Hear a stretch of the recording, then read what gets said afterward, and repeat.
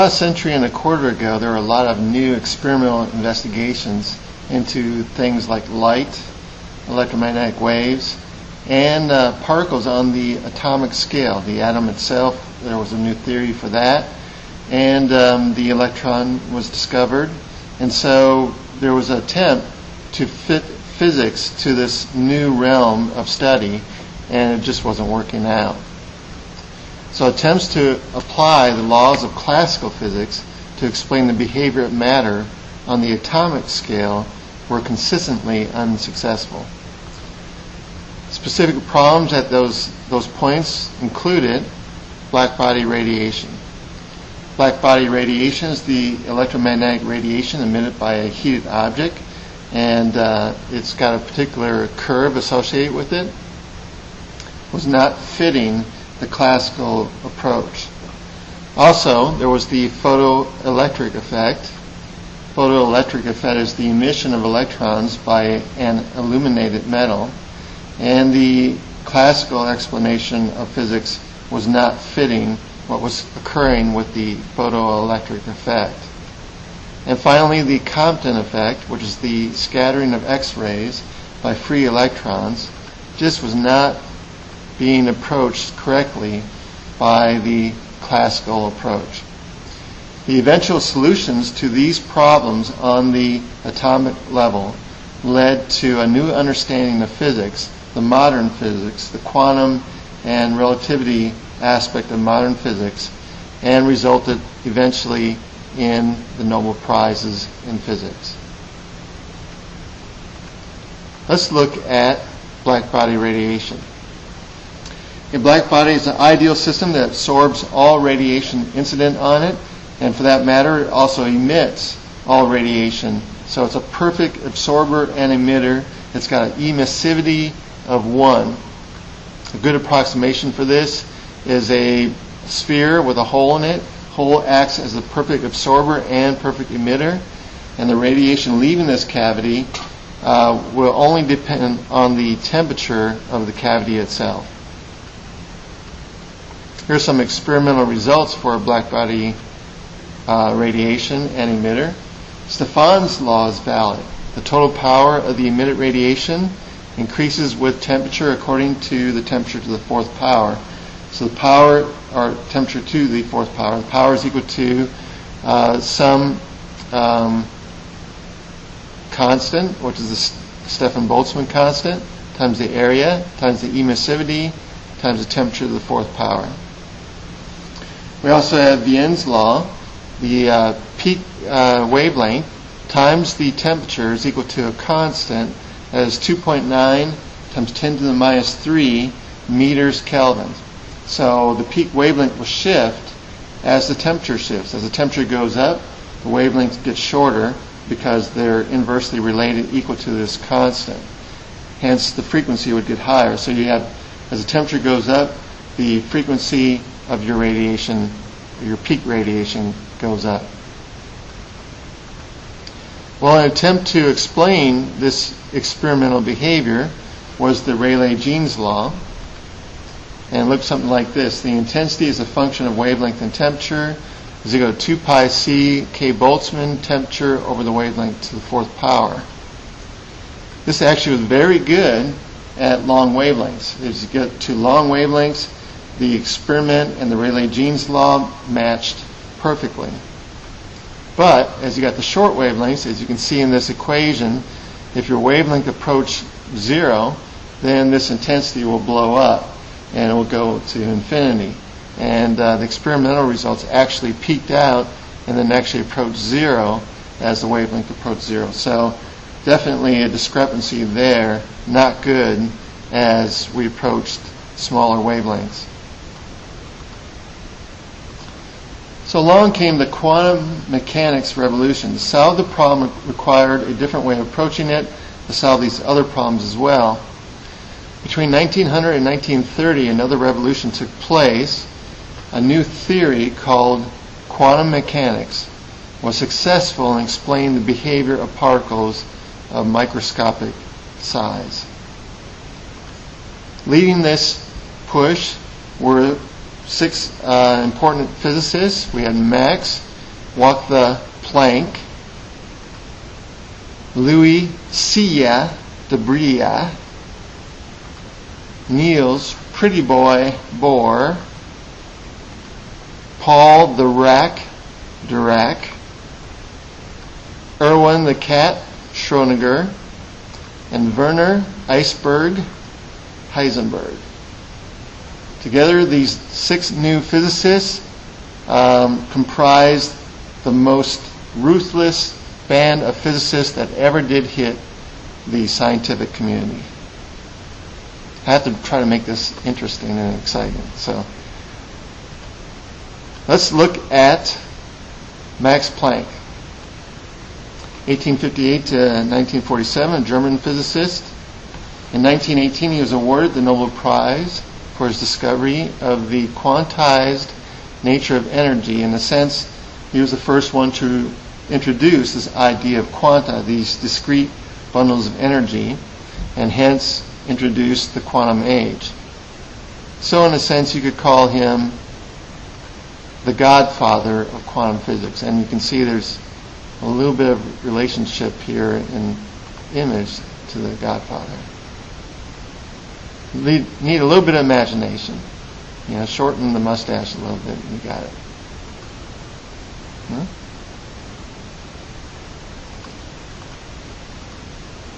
Planck assumed that the energy of an oscillator can only have discrete values, quanta. So in other words, the energy is quantized. We would say the energy of any discrete transition is equal to a number n times a constant h times the frequency itself. N is a positive integer number and is called the quantum number. F is the frequency of oscillation, and h is Planck's constant, which very coincidentally had the same name as Planck. What are the odds? The value of Planck's constant is 6.626 times 10 to the minus 34 joule seconds. So this oscillator has discrete quanta, discrete energy values, not continuous. So the energy difference between levels is also weighted according to the probability that the wave might be emitted. This has to do with the theory of Boltzmann. And so that probability of being emitted is exponential negative energy of the transition over K Boltzmann times T.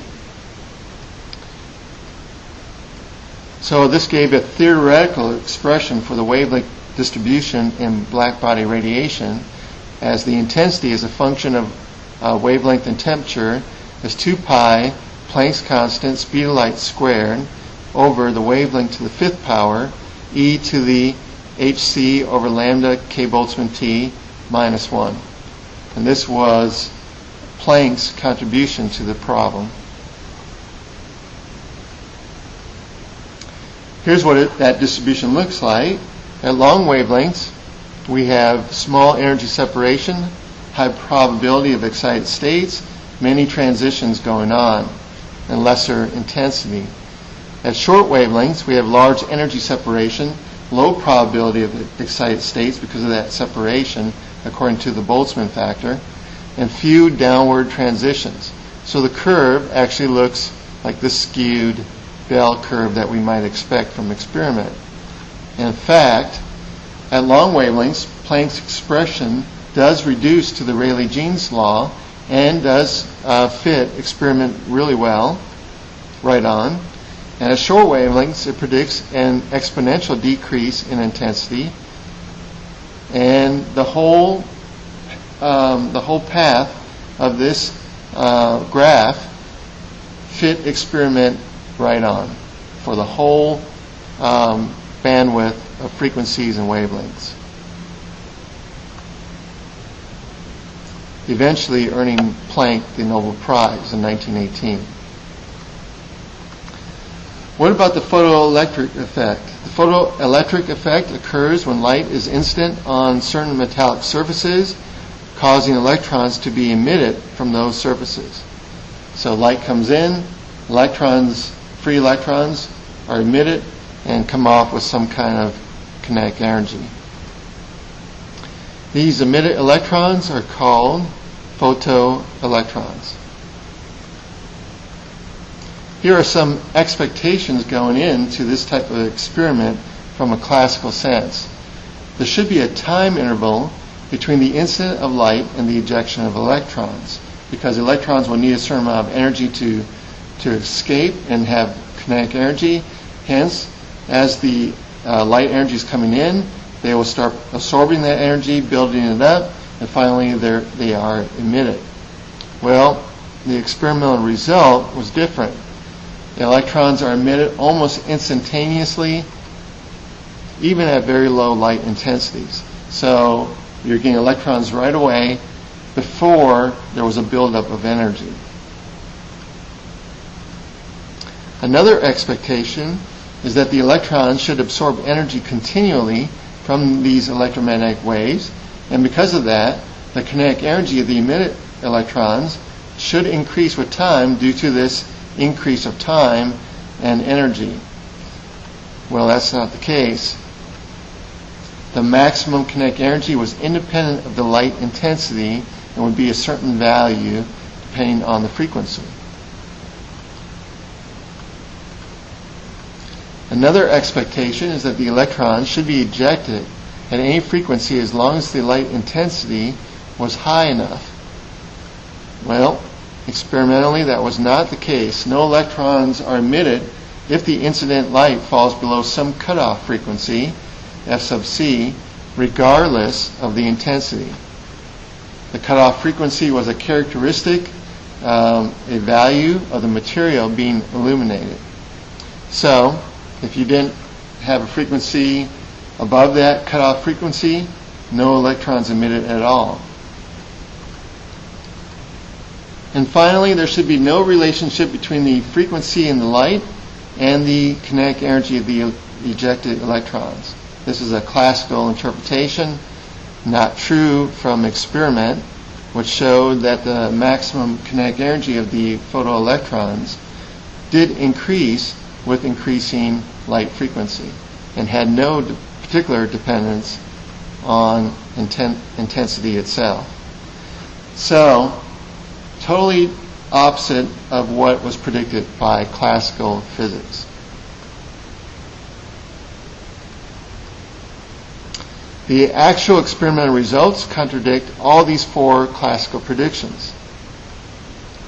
To address these results, Einstein extended Planck's concept of quantization not just to oscillator energy levels, but to include light and electromagnetic waves. All electromagnetic phenomena, radiation, can now be considered a stream of quanta, now called photons. The energy of a photon is equal to Planck's constant h times the frequency of the radiation. Or we could put it in terms of wavelength, since wavelength times frequency equals speed, in this case the speed of light, c, we have Planck's constant, speed of light c, over the wavelength lambda. For instance, if potassium, which needs 2 electron volts to eject an electron, were illuminated by 700 nanometer light, red light, which corresponds from this equation to be 1.77 electron volts, then no electrons are ejected. But if you come in with green light at 2.25 electron volts, you will find that the electrons are emitted and they have a maximum kinetic energy or velocity of 2.96 times 10 to the 5 meters per second, which corresponds to a kinetic energy of 0.25 electron volts. So 2 electron volts were taken to eject the electron, and they're left with 0.25 electron volts of kinetic energy. Likewise, if you come in with purple radiation, 400 nanometers, 3.1 electron volts energy, you find that your electrons are emitted with a maximum speed of 6.22 times 10 to the 5 meters per second, which corresponds to 1.1 electron volts. Again, the difference between the incoming energy and the energy needed to eject the electrons was the outgoing kinetic energy of the electrons. So the photon idea was working perfectly for this problem. So we define electrons ejected from the surface of the metal possessing a maximum kinetic energy such that it was equal to the energy of the photon coming in minus the energy needed to eject the electrons, which we call the work function phi. Phi is the minimum energy from which an electron is bound in the metal, and it's an intrinsic value of the metal itself. So each metal will have a different work function. Here's a list of some common metals and their respective work functions.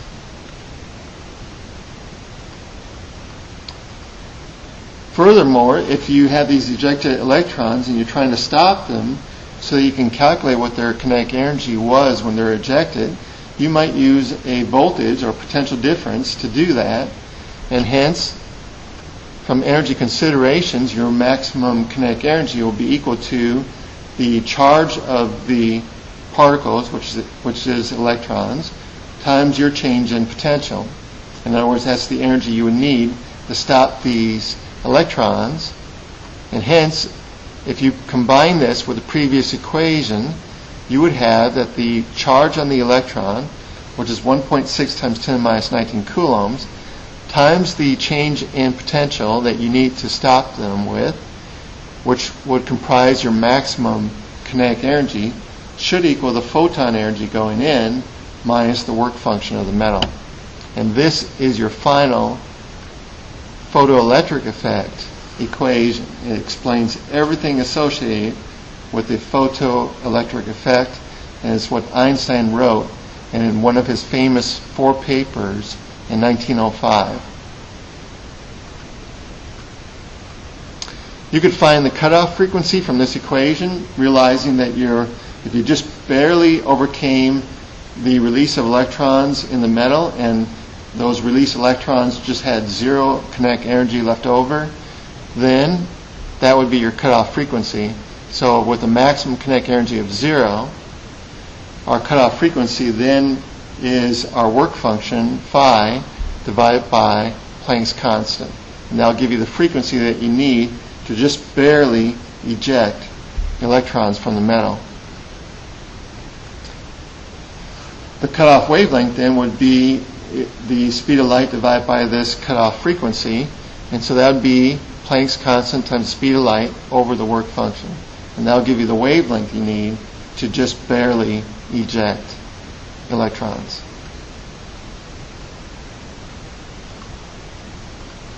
So summary, the photon must have more energy than the work function to eject an electron from the metal.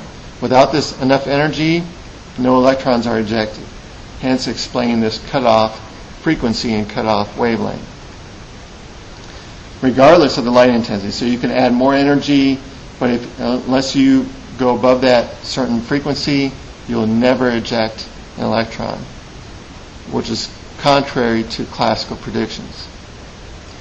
Hence, the photoelectric effect is not observed before a certain cutoff frequency, and any extra energy that is observed when electrons are ejected goes into kinetic energy.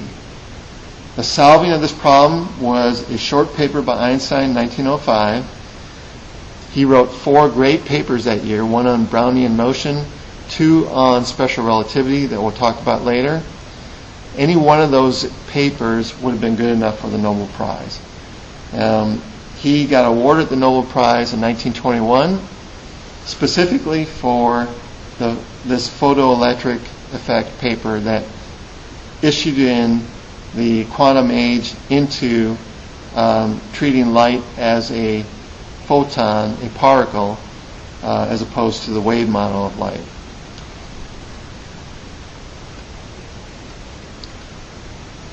We also had the Compton effect. The classical prediction of the Compton effect is that electromagnetic waves incident on free electrons should cause the electrons to oscillate. And if they're oscillating and accelerating, they should give a range of frequencies for that oscillation. So the scattered electrons should demonstrate a range of frequencies, and they don't. The experimental results show that at any given angle, only one frequency of radiation is observed as being scattered as these recoiling electrons are being scattered as a result of the incoming radiation. Here's Arthur Holly Compton, 1892-1962, American physicist. He was the director of the lab, quote, at the University of Chicago, living in the age of gangsters. You could say that he was probably the most ruthless physicist in Chicago. He discovered the Compton effect and shared the Nobel Prize in 1927 for solving this Compton effect, this scattering problem with X-rays. You know, though, after one sweep of his Tommy gun at the Nobel Prize award ceremony, he didn't have to share the Nobel Prize anymore. Just trying to make this more exciting. The experimental results of the Compton effect could be explained by treating the photons as point-like particles having energy h times frequency, like photons in the photoelectric effect, assuming the conservation of energy and momentum of the system, having the scattering take place near some kind of atom, and the scattering phenomena being known as the Compton effect. Coincidentally, having the same name as Arthur Holly Compton, the one who discovered the effect. What are the odds? Here's what it might look like. Graphs show the scattered X-ray for various angles. We have two peaks. We have a shifted peak, lambda prime, which is caused by the scattering of free electrons. And then we have a unshifted peak, lambda naught, which is caused by the scattering of bound electrons in the metal. This is called the Compton shift equation. So we have the difference between the wavelength of the free electrons scattered to the unscattered wavelengths is equal to h over the mass of the electrons times c, 1 minus cosine of the scattered angle theta. We call h over mass of the electron c in the equation is called the Compton wavelength and is equal to 0.00243 nanometers or 2.43 picometers. The unshifted wavelength, lambda naught, is caused by the X-ray scatter from the tightly bound atoms, not the free electrons. And with this, our scatter wavelength then becomes equal to this tightly bound wavelength plus the Compton wavelength, 1 minus the cosine of the scattered angle theta. So there is a definite frequency, a definite wavelength to the scattered radiation. It can only be explained by this photon model of the radiation, which is explained by assuming the radiation is quantized. So, with these three experiments, these experiments that won the Nobel Prize successively, they are evidence of this particle nature of electromagnetic radiation, this quantization, which issued in modern physics, the modern physics of the last 100 years, which then issued in electronics and all these great devices that occurred in the last 100 years, up to things like the iPhone and other great devices. So we have a lot to be thankful for these initial experiments that issued in the quantum age.